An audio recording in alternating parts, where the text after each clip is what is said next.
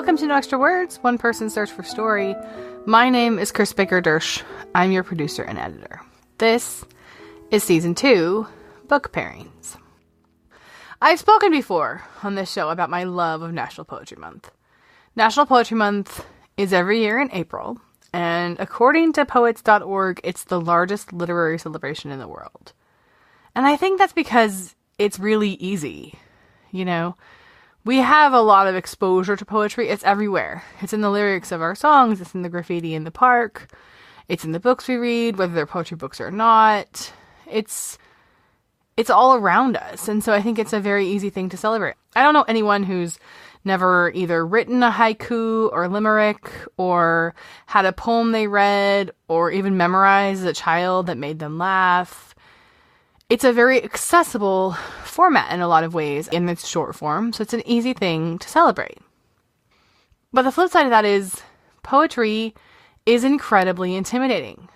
It is, or at least is portrayed as being hard to do, hard to understand, and quote-unquote real poetry, once you get past the sort of funny jokes and limericks, is only for the elites, or your word might be the snobs among us.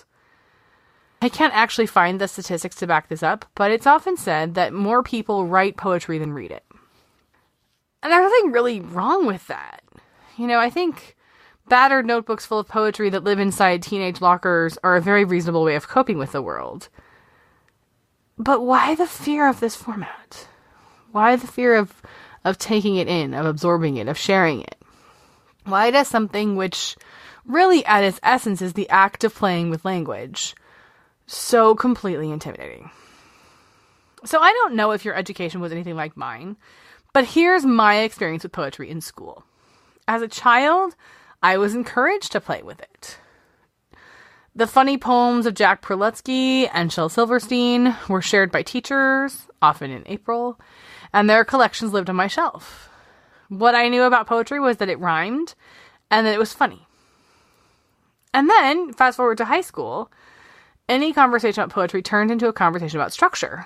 Suddenly we were analyzing Shakespeare and figuring out how a sonnet, which is one of the more difficult forms of poetry to write, was structured.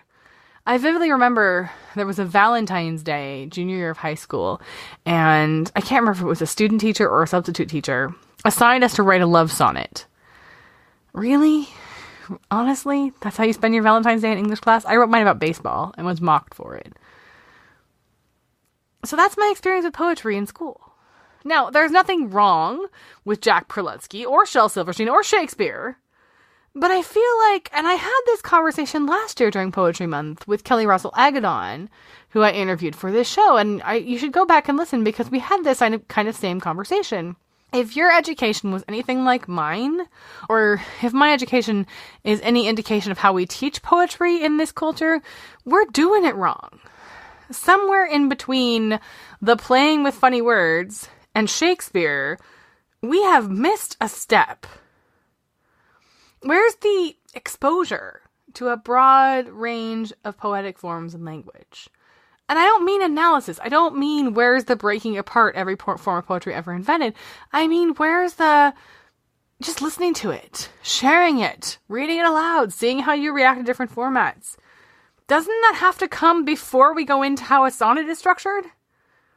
Where is there room for blank verse, or poetry that doesn't rhyme, or free verse, or there's a myriad of poetic forms that are structured, don't rhyme, and aren't funny? There are a lot of poets missing from a list that is Jack Prelutsky, Shel Silverstein, and Shakespeare. So this year, for Poetry Month, for however many episodes they managed to produce in the month of April, and today is the 19th and this is the first one, so we'll see how it goes, I want to think about that gap in the middle. About that joy of playing with language, about all the poets missing from that very, very short list, and I want to do it through children's books. Since we debuted our new format in February, this has become more of a children's book show than I intended. And I'll be honest with you, I'm not really sure how I feel about that. But for the moment, I'm not really going to fight the tide. This is intentionally a very personal journey. It's one person's journey with stories and books. I am the person, and these are the books to which I've been called. So I'm not really going to battle the tendency that we've had towards children's books, even though it was not intentional and kind of came out of nowhere. But I want to be really clear. I'm not talking about children's poetry, and I'm not talking about poetry from a children's perspective. There's nothing in the world wrong with Jack Prelutsky and Shel Silverstein. Go look them up and read them to your kids or out loud to yourself. But that's not who we're going to talk about here. I want to take this children's book tack because this is so intimidating. And when I start talking to you about Gertrude Stein and Langston Hughes and Pablo Neruda and these big names, I think there's a tendency to run for the hills. I don't understand that. It doesn't make sense to me. Why doesn't E.E. Cummings use capital letters? And it has a tendency to shut a lot of us who aren't English majors down. And so I think using the way these poets are presented to children helps make it easier to draw back that curtain, to make these folks less scary and their work less scary, and to cut back on that pretension.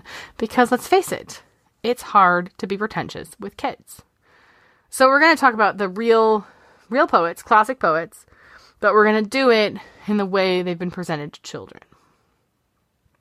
When I talk about a real list of poets, a short list of some of the artists included in Nikki Giovanni's collection, HipHop Speaks to Children. Here's part of the short list. Kanye West, Mos Def, Tupac Shakur, all hip-hop artists. Writers like Maya Angelou, Walter Dean Myers. Works from speaker and activist Martin Luther King Jr. Iconic poet Langston Hughes. Black leader and advocate W.E.B. Du Bois. And Jamaican-born National Poetry Award winner James Barry. That's quite a list, and that's not even the whole book. This is what I mean when I say we want to get to the real writers among us.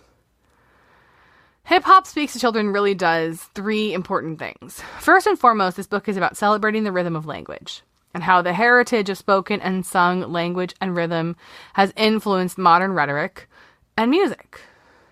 And as you might glean from the title, the book focuses predominantly, although certainly not exclusively, on African-American voices, which have been very easy to be dismissed in this culture. The book really explains where does something like a Yo Mama joke fit into a history of spoken poetry in this culture, and more importantly than that, how far back do those jokes really go? What does ham boning mean, and where does it trace its roots from, and how does it lead to jazz, to bebop, and eventually to hip-hop? Because the line between what's poetry and what's music is not as clearly defined as we like to make it out to be. And the subtitle of this book, Poetry with a Beat, really speaks to that. The second thing this book does, which is very important, is it keeps its content appropriate to its audience while not talking down to them. My elementary school students were always surprised when they saw the title that this book was 100% appropriate for them. Some of the correlation between hip-hop and profanity is a stereotype. They aren't necessarily wedded together. You can certainly have one without the other. But it's fair to say this is not a G-rated genre of music. And Tupac Shakur has what are apparently, according to his statistics website I found, the most profane albums in hip-hop history. But his voice is in this collection in a way that it is celebrated but appropriate for the audience. The poetry in this book is meant to show kids what hip-hop sounds like and what all the things that lead up to hip-hop sounds like. And it does that. Hip-hop is about the rhythm of the language. It's not necessarily about the words. They're part of it, but the book is really encouraging kids to listen, and it doesn't have to include lyrics and verses that are inappropriate to them to do that. The third really important part of this book is it does include audio. It comes with a CD. I think one of the reasons that poetry is more often written than read is because it isn't always fun to read. It asks to be read out loud. It asks to be heard. It asks to be performed. It's thought of as a literary form, but literary is only part of it. You know, there's a performance aspect to a lot of poetry that we really don't pay enough attention to. Shakespeare, for all he gets read in high school English classes, was a playwright. Those words weren't really meant to be homework assigned to be read in the library during the third period. They were supposed to be on stage, and they still work best when they're performed. To the extent that poetry thrives today, it thrives in places like performance artists on YouTube, or poetry slams, or street art, places where it can be heard and experienced. The audio CD included in this book allows the reader to hear, very oftentimes from the author themselves, what those words sound like when read out loud and when read in rhythm. And sometimes they're accompanied by claps and snaps and beats.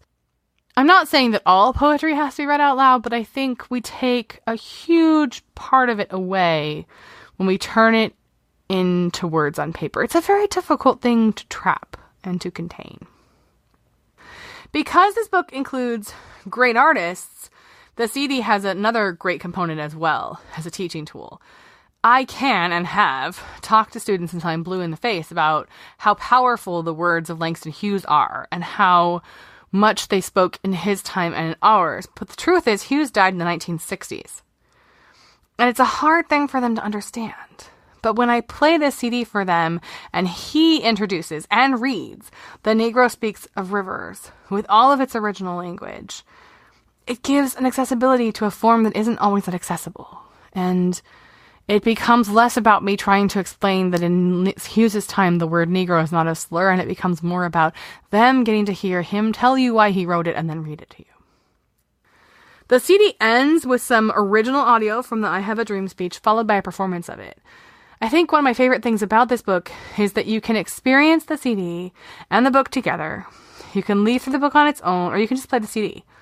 Any of those three will give you a different experience, and none of the three draws a hard and fast line between what is and what is not poetry. When you think about including I Have a Dream, is that a poem? Is it a speech? Is it an essay?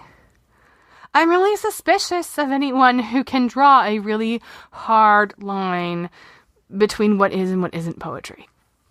So The Atlantic ran an interesting article a few years ago on what is a poem, and I'll link it in the show notes. And I don't agree with it altogether. I rarely do when people try to answer this question, because I think the answer is nebulous, and whenever anybody gets absolute, like I said, I get a little nervous about that. But it does, this article, examine the arbitrary nature of poetry. So I love this. The author of this essay asked students in an adult class he was teaching to write 3 different paragraphs about an object that meant a lot to them. The assignment was, bring to class an object that means a lot to you, and then write me 3 paragraphs. The first one is where you tell me why you brought it. So it's personal. Just describe to me what it is and why you brought it. The second one is you turn into a scientist and you describe it the way a scientist would. Its characteristics, its properties, all that kind of stuff. And then the third one is a first-person paragraph where you write from the object's point of view about itself. And after they'd done all 3, he said to them, write above the third paragraph poem. Now that left me wondering, what makes the poem a poem? Is it the words, or is it the label? Was it a poem before you labeled it a poem, or does it become a poem afterwards? If something identifies itself as a poem, or if its writer identifies it as a poem, how do I have a leg to stand on to contradict that?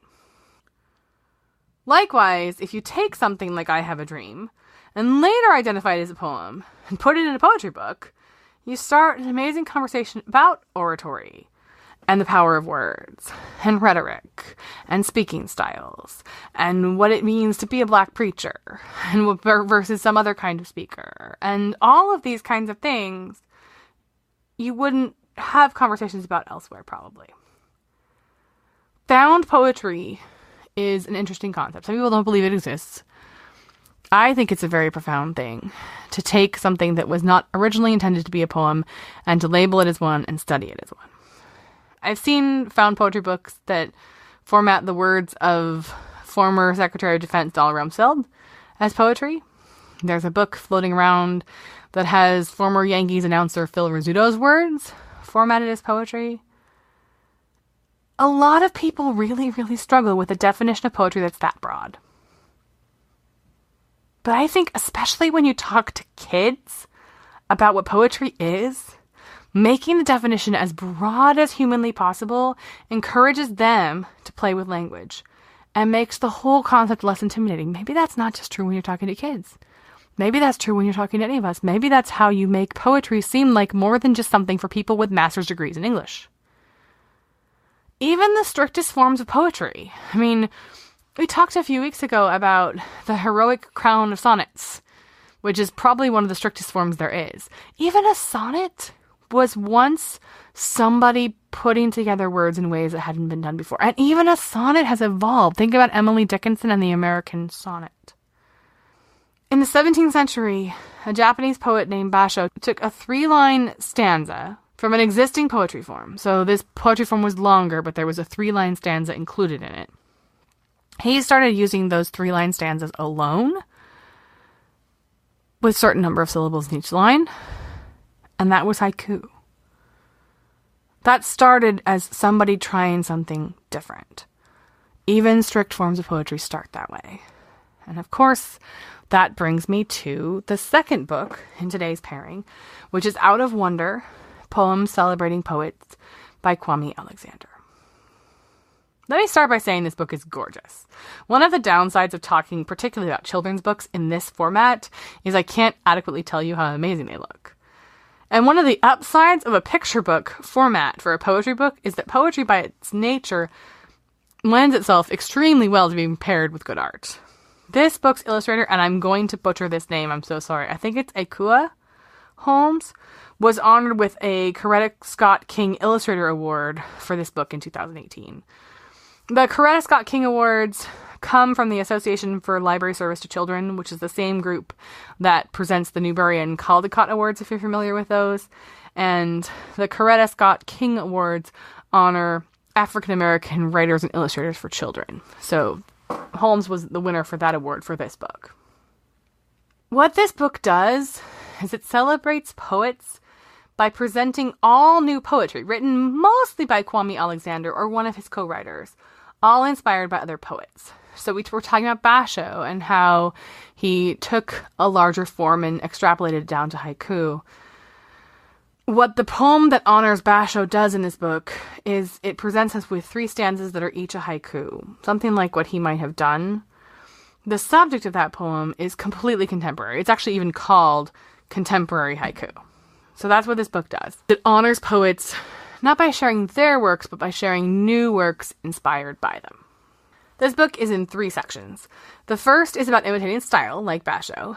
The second, which is called In Your Shoes, is all about kind of finding a poet's voice, either through a thing they're interested in or a way that they speak. And the third is simply called Thank You, and it presents poems as intentional thank yous to poets or poems previously read.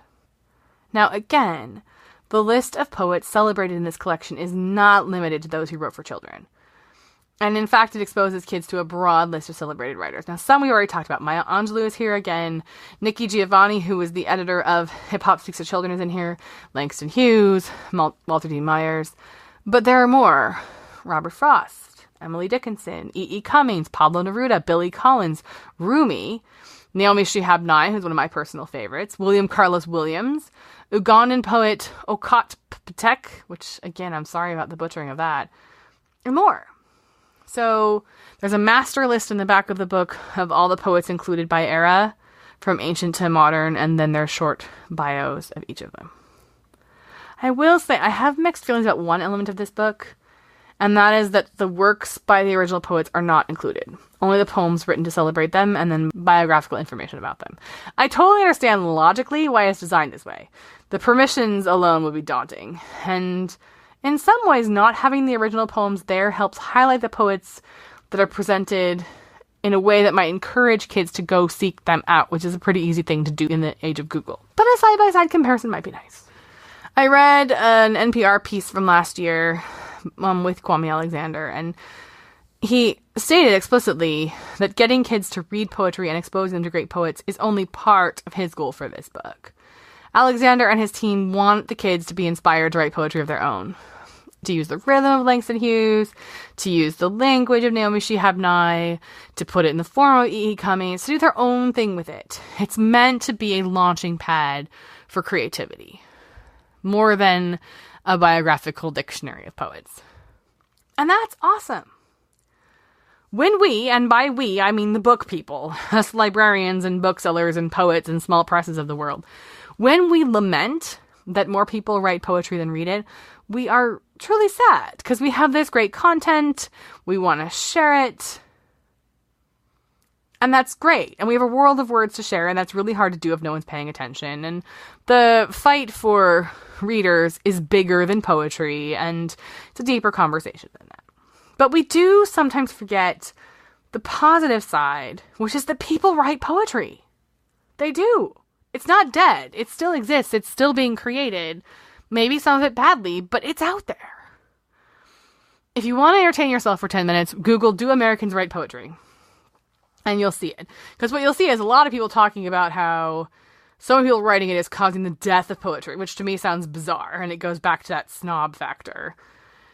But the truth is that poetry is a very accessible art form, and a lot of people do it. It doesn't cost anything more than a pencil, a notebook, or something to type on, like a computer or your iPad. So encouraging kids to use the work of great poets to inspire their own creation seems like an excellent idea.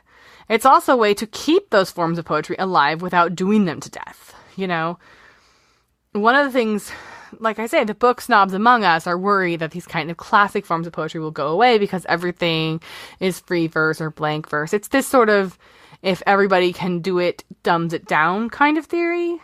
Well, instead of teaching kids line by line what an American sonnet is, what if you provided them with a little bit of inspiration from Emily Dickinson and said, create something that feels like that? Why does this sound cool? See if you can make your thoughts sound this way. It's the difference between writing a novel after researching 3-act structure and wanting to put it together right, and writing the novel because you read 16 books and they inspired you to write a book. In order to write a novel really well, odds are pretty good that you need a little bit of both of those. But if you were doing it for one reason or the other, it wouldn't be the former. You don't write novels because you've studied novel writing. You write novels because you've read novels and you love them. You study novel writing only to make them better. I know at least one person is thinking this, so I'm going to give you the librarian's answer to the copyright question. Yes, it is totally fine to use the works of others to inspire your own work. This is true even if a work is under copyright, which most work written in the 20th century or later is. Early 20th century works can get murky there, but basically you are completely fine in terms of copyright in anything 19th century and earlier. 20th century, there's some murky lines there in the early decades you gotta watch for. But it's completely fine under copyright law to write a poem in the same style as E.E. Cummings, or with a similar voice to Billy Collins, or as a response to Maya Angelou. You can't use their words. You couldn't, for example, grab a stanza of their writing and throw it in your own poem. But you are welcome to imitate the style, the rhythm of their language, or write on the same theme in your own way. All of that's completely allowed. For works no longer protected by copyright, those old works, 19th century and earlier, you can do way more than that. The works of Rumi and Basho and even Emily Dickinson are out of copyright. Those have gone into what's called the public domain, which means you can use their words. You can modernize their text. You can write a stanza of your own words and separate it by some of theirs. Ever wonder why there's 1,000 versions of Romeo and Juliet? And why they keep releasing Anne of Green Gables with different covers and some of them are terrible? Once the time period in which the creator is allowed exclusive rights to use and make money from their creation, anybody can. For a wonderful example of this, check out Marley's Ghost by David Leviathan. It's a retelling of A Christmas Carol as a Valentine's Day novel for teenagers, and it's lovely. He uses some of Dickens' original language. If you've read the original Christmas Carol, you'll see it. And themes, and he blended them right in with his own words. It's this awesome use of the public domain. And the good news is most poetry written in human history is right there ready for you to use.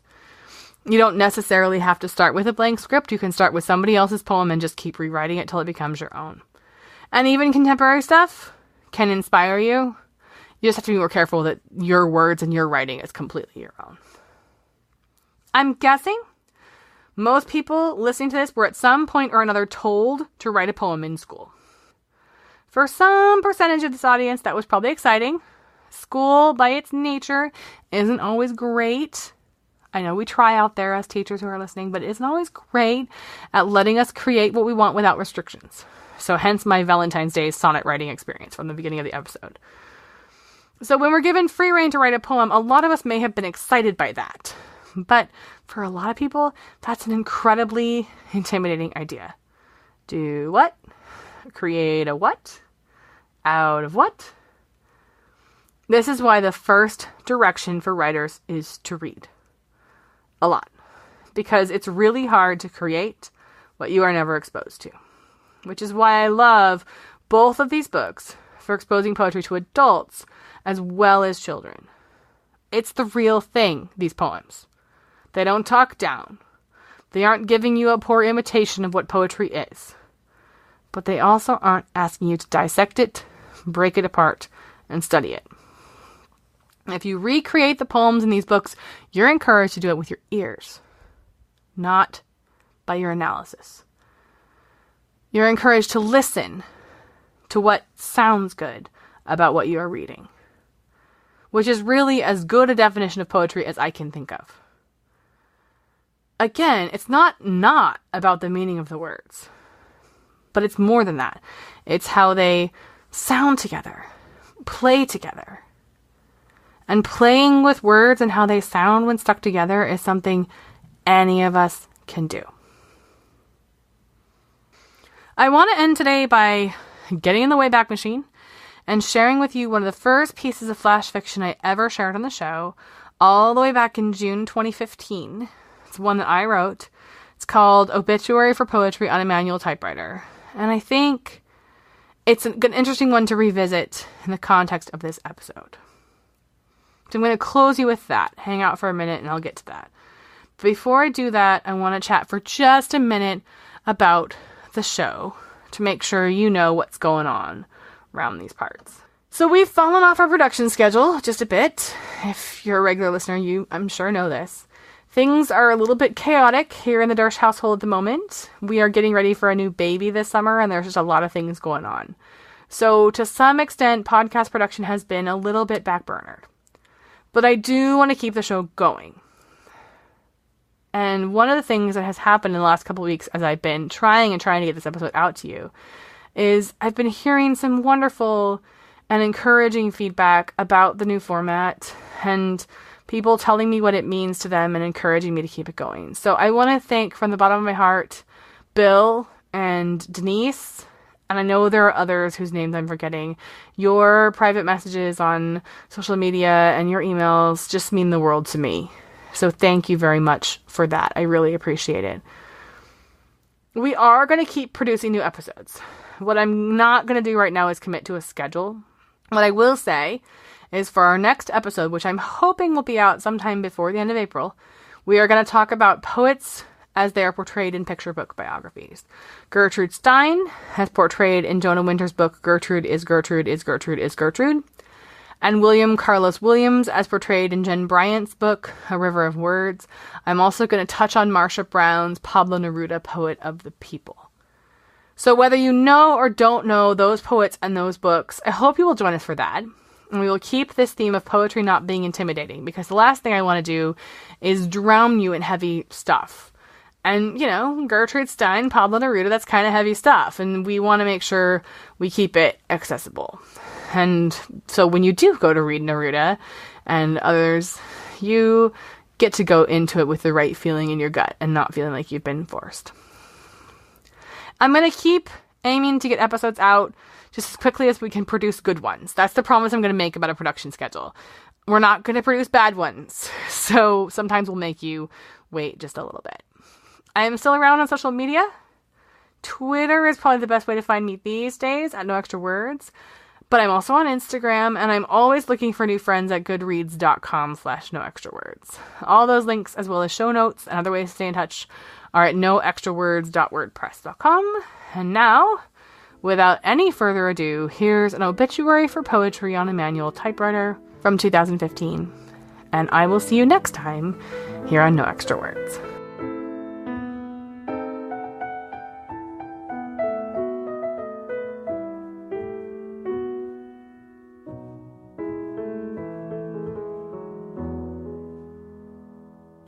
Obituary for Poetry on a Manual Typewriter by Chris Baker Dersch.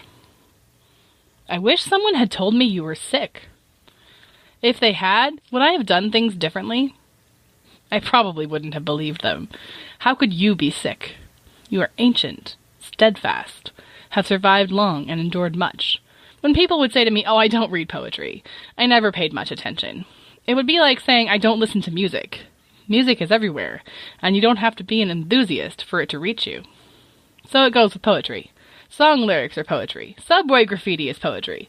So I never paid attention when others would dismiss you outright. Was I the only one who was aware that you were everywhere? I saw poetry online constantly. Doesn't everyone? 140 characters seems the perfect challenge for a poet. Poetry was meant for limits and constraints, in words and syllables and structure. Catchy rhymes, deep thoughts, they were everywhere. I didn't know poetry could fade away if no one recognized it anymore. I wonder what greeting cards on Mother's Day will say now. In order to stay alive, you had to have meaning, had to be more than surface level, had to be part of the blend that is the culture rather than lying beneath its surface. Had to know that one day when you were gone, somebody would truly miss you. I will.